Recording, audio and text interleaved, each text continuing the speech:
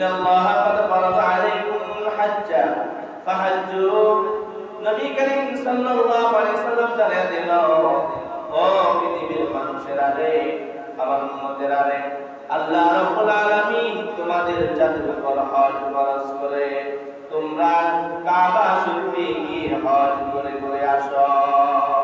নবী আর জানিয়ে দিল, উম্মতেরা রে, তোমরা হজ পালনে তাড়াতাড়ি করো, হজ পালন করতে তোমরা লেট করিও না।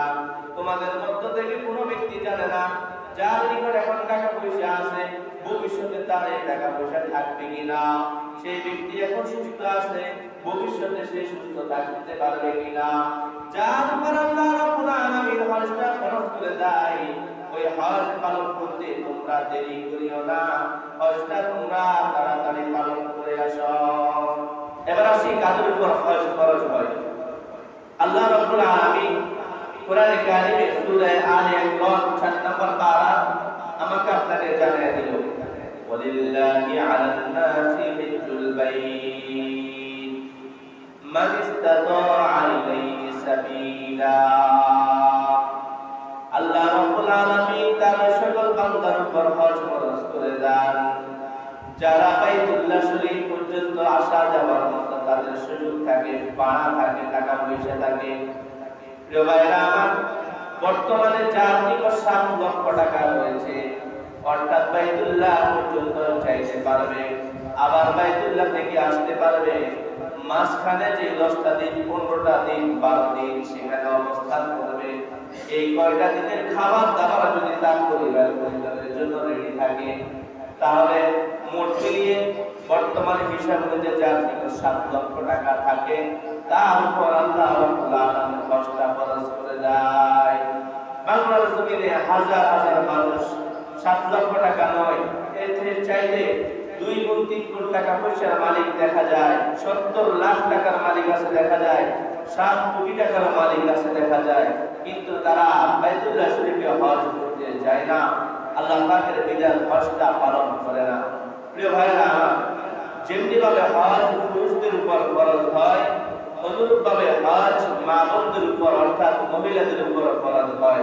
প্রিয় ভাইরা আমার, মহিলাদের উপর হজ ফরজ হতে হলে পাশাপাশি একটা শর্ত লাগে, সেটি হলো তার সাথে তার মাহরাম অর্থাৎ তার বাবা, স্বামী, বড় ছেলে অথবা ভাই, এই ধরনের 4 জনের যে কোনো একজন যাতে করে তার সাথে বাইতুল্লাহ শরীফ পর্যন্ত যাইতে পারে, থাকতে পারে, সেও হজটা করতে পারে, তাহলে ওই মহিলার উপর হজ ফরজ হয়।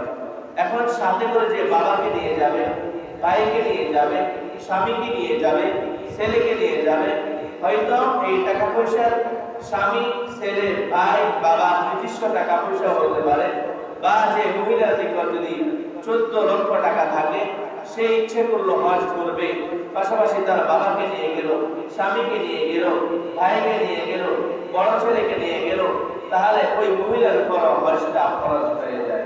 প্রিয় ভাইরা আমার, এই হজ আল্লাহ পাকের গুরুত্বপূর্ণ একটা বিধান, এই জন্য আমরা এই হজটা পালন করব।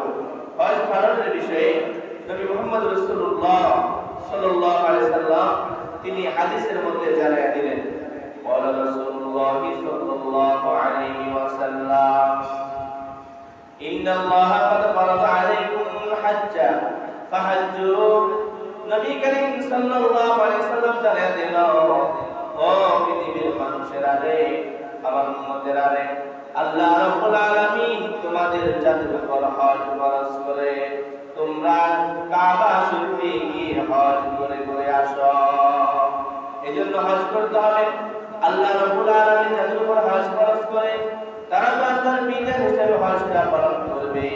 নবী আর জানিয়ে দিল, উম্মতেরা রে, যাদের উপর হজটা ফরজ হয় হজ পালনে দেরি করবে না, তোমরা গিয়ে গিয়ে হজ করে আসো। মুসনাদ আহমদের হাদিস, নবী করিম সাল্লাল্লাহু আলাইহি সাল্লাম বলেন, ও আমার উম্মতেরা রে, তোমরা হজ পালনে তাড়াতাড়ি করো, হজ পালন করতে তোমরা লেট করিও না। তোমাদের মধ্য থেকে কোনো ব্যক্তি জানে না যার নিকট এখন টাকা পয়সা আছে ভবিষ্যতে তার এই টাকা পয়সা থাকবে কিনা, সেই ব্যক্তি এখন সুস্থ আছে ভবিষ্যতে সে সুস্থ থাকতে পারবে কিনা। যার উপর আল্লাহ রাব্বুল আলামিন হজটা ফরজ করে দেয়, ওই হজ পালন করতে তোমরা দেরি করিও না, হজটা তোমরা তাড়াতাড়ি পালন করে আসো।